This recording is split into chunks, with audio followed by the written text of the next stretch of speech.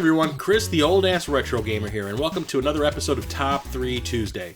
Today's topic is obviously going to be something that a lot of people are doing, but I don't care. I'm going to do it myself. I don't care. I do what I want. I'm going to be talking about my top 3 games of the 2010s. If you hadn't heard the episode that I was on of the Game Tenants podcast with Church of the Game Grinder and Jason of Corpse Flood Gaming, that was one of the topics we talked about. We originally were going to talk about the top game from each year in the 2010s, but we ended up saying it's going to take too damn long, so we ended up switching it to the top 3 games that we played in the 2010s. So if you haven't heard that podcast where I talked about those, this is the video for you. If you still want to hear it, I'll put the link in the description below to the podcast. So, 2010s. Lots of games. We had 2 different console generations, actually 2.5 if you think about it, since we went from the Wii to the Wii U to the Switch. We had the PlayStation 3 and the PlayStation 4, as well as the Xbox 360 and the Xbox One. We had a bunch of handheld consoles. We went from the DS to the 3DS, the PSP to the Vita, and mobile gaming just exploded. I'm not going to talk about PC stuff because I don't do that shit. There are plenty of games to choose from. So these are my top 3 games of the 2010s. Horizon Zero Dawn. So when it came to the 2010s, gaming has become extremely immersive. Sprawling open world games, stories that are just beyond epic. Horizon Zero Dawn was one that pulled me in, and I did not want to leave the world even though the game had ended. I immediately wanted a sequel to find out what was going to happen next because the characters, the world, the story is so interesting. I didn't want it to stop. Not only is the gameplay extremely fun, it takes a little while to get used to it, but it's a learning experience like any good game should be. Once you start to unlock your abilities and learn the way the world works, the game takes off and becomes so much fun to just explore. The story is great. Emotional. I got so attached to Aloy and everything that was going on in the world, all the people that she was coming into contact with and befriending. Each different village that you come to is interesting in its own way. Clever dialogue. World building like none other, a pretty tragic storyline, and we did get one major DLC for it, the Frozen Wilds, and I do have the complete edition over here. You can beat the standard version of the game and then go and do the Frozen Wilds separately. Since I had the Frozen Wilds already built into the game, I played through that part before I went and did the end game, and characters that I meet in the Frozen Wilds participate in the final battle. I had so much fun playing Horizon Zero Dawn that I played the game for about 4 months, playing it like a couple hours every other day because I didn't want it to end. And that is a very telling thing when I want to stay in a video game world that is post-apocalyptic and horrific, where there's giant robot animals running around trying to kill you constantly. But Aloy is a great, fascinating character, and I couldn't get enough of her and her adventures. So that's why it's my 3rd favorite game of the 2010s.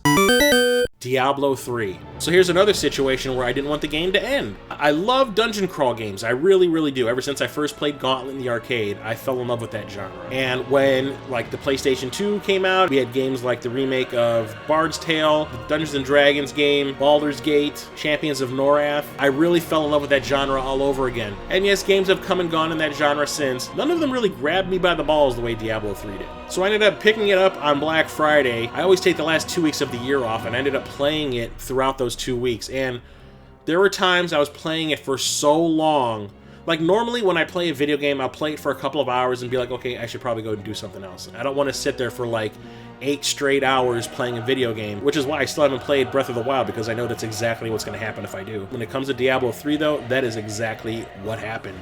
I would play the game for so long, my controller would die in my hand. The battery would die. The only reason I had to stop playing was because at that point I only had the one controller. I had to stop playing because I had to charge the controller. I was playing it for hours and hours and hours. The first character I picked was a monk. I leveled that guy up so well that I was eventually unstoppable. By the time I got to the final boss, it was a cakewalk. I was so overpowered. The world building in it is just fantastic. You don't really get a whole lot of information about your character, but you definitely get a lot of information about these sub-characters. There's these 3 other characters that you can end up bringing along as a companion, and you get their stories, which are really interesting. The lore of the world is awesome. There's so much loot and stuff you're picking up. I never bought anything from any vendor in the game. I was going specifically on what I was picking up from the fallen enemies. But what do you play video games for?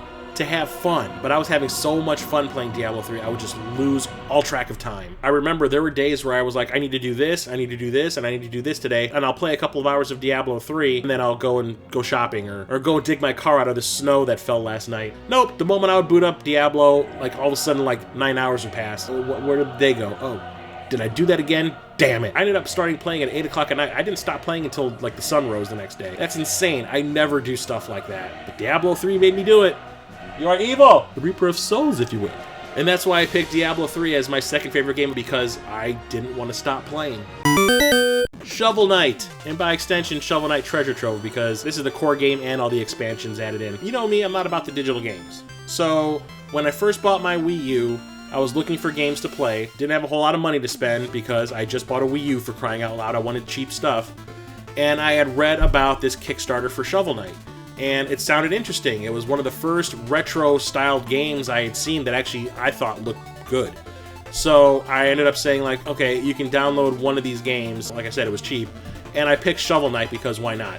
And man, I played that more than any other game that I bought. The day that I bought my Wii U, I also bought Mario Kart 8 and New Super Mario Bros. U.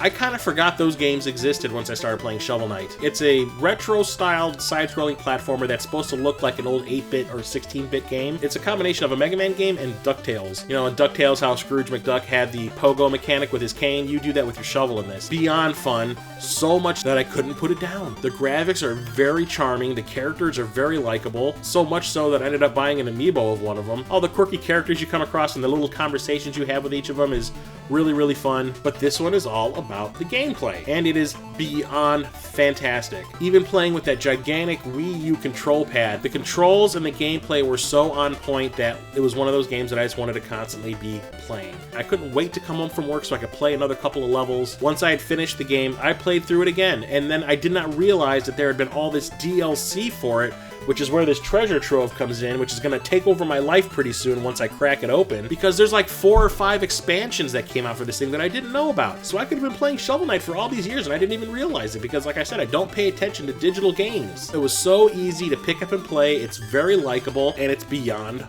fun. And that's what video games are all about, having fun, being entertained, and this game entertained me to no end. That's the greatest compliment I could give a game. That even though I beat it, I kept on coming back and playing it again and again and again. I haven't done anything remotely like that since probably I played Super Metroid back in the day, where I would beat the game and start it all over again, or even ActRaiser, where I would do the same thing. It's just one of those games that I'd never want to end, which is something I've said about all the other games that I've talked about today. So Shovel Knight definitely gets my vote as my top game of the 2010s, because it's essentially, to me, a perfect game. So there you have it. Those are my top 3 games of the 2010s. And I really, really want to hear what your choices are for your favorite games of the 2010s as well. Leave any and all comments below. I want to hear from you. I definitely want to hear from you, because you got 10 years worth of games to talk about here. I want to see them. Feel free to do a response video to this. This is a topic ripe for response videos. I mean, everyone's is going to be completely different depending on their own experiences. And that's exactly why I want to see response videos to this. You have no idea. So get on it, won't you? Until next time, in the next Top 3 Tuesday video, I am Chris, the old ass retro gamer, signing off.